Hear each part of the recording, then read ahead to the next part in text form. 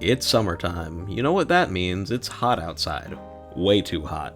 Makes you want to go to the beach, doesn't it? Yeah, just chilling out by the waves, getting in that water. That's nice. So, in keeping with the beach theme, let's cool down with a refreshing summer movie. Today, we're going to look at 1979's California Dreaming.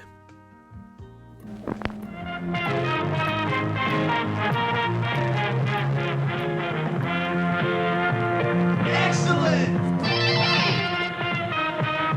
Say what again?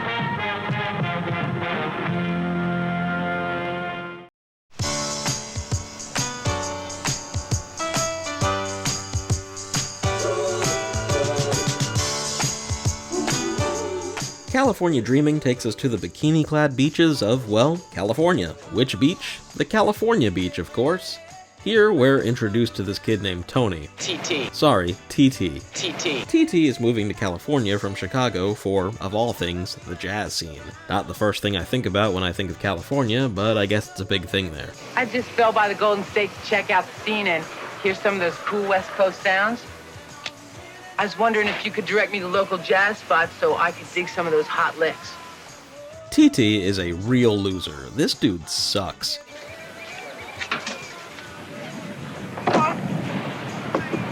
But you're gonna spend a lot of time with him, so get used to it. He gets a room from an older bar owner and goes through the trials and tribulations you'd expect as he deals with fitting in, beach bullies, and trying to get the girl by the end. Not too bad, I suppose, standard stuff, but it's early on in this movie that you begin to realize one very important thing.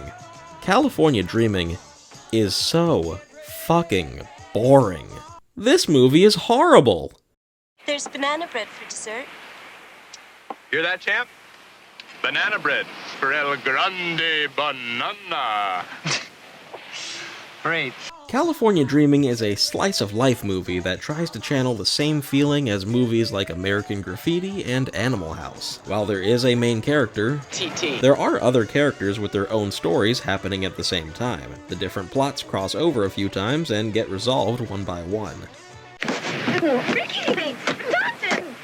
Stop it, you'll hurt yourself. I am cruel, I know that.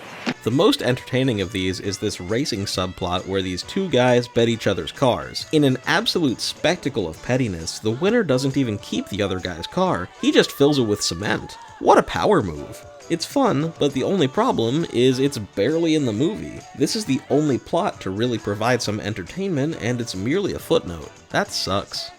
Unfortunately, California Dreaming fails to make the same impression as the movies that it tries to emulate. It's like that one lame friend that tries to fit in with the cool kids, desperately trying to gain their approval. It tries to be a raunchy, sexy comedy like an Animal House type movie. Hey, Kareem! I love the way you held my onion. Why, next time he wants you to hold his pickle, too. But much like TT, just ends up being goofy and awkward.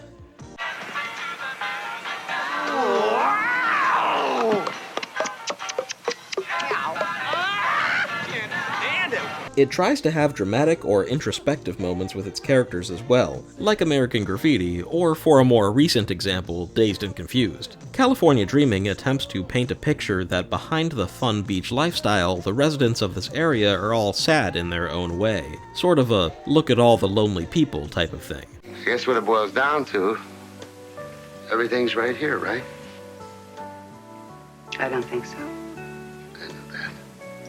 It's a heartfelt message that can really hit home if done right, but there are plenty of other movies that offer the same thing, but better. This brings me to an important point. Where is the fun? Don't you think that would be important in a movie about a bunch of people on the beach? For them to have fun?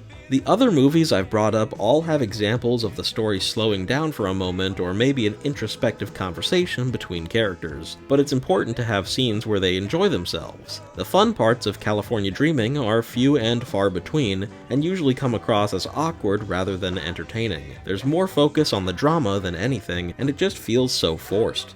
It's my last month here. You promised we'd spend some time together. Just until he fulfills his spiritual mission. One of my favorite scenes is when this one dude just straight up dies during a volleyball game. It's supposed to be a big emotional scene, but the tone is just so bland that it comes off as hilarious. Sure, it's a sad moment, but I just can't bring myself to care about or want to understand any of these characters.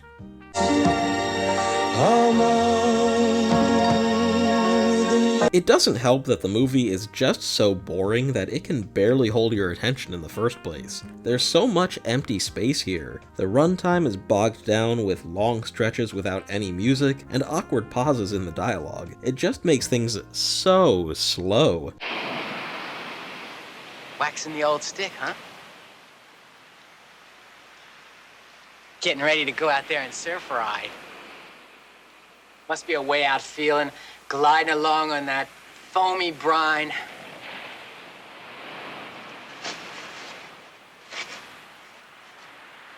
It doesn't help that the colors seem so bland and washed out too.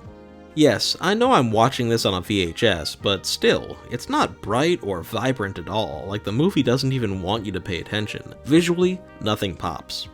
Even Wikipedia doesn't care what this movie is about. Look at this plot summary, it's so tiny. Don't hand me no paper bags, man. It's just my lunch, Reuben. I don't know what's in there. Could be trouble. Now, there's another side to California Dreaming. A dark side, a creepy side. There is nothing that could have prepared me for what TT does in this movie and what would follow, so let me paint a picture for you. Get this, TT finally gets the girl near the end of the movie. At last, she decides to give him a chance. They kiss for the first time, and he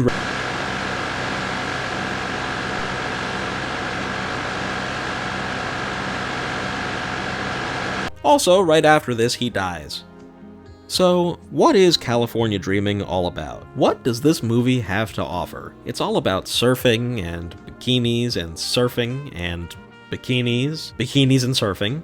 There's lots of beach, lots of tits, and nothing else. This is just one mellow, boring-ass movie, but it's where the beaches are at.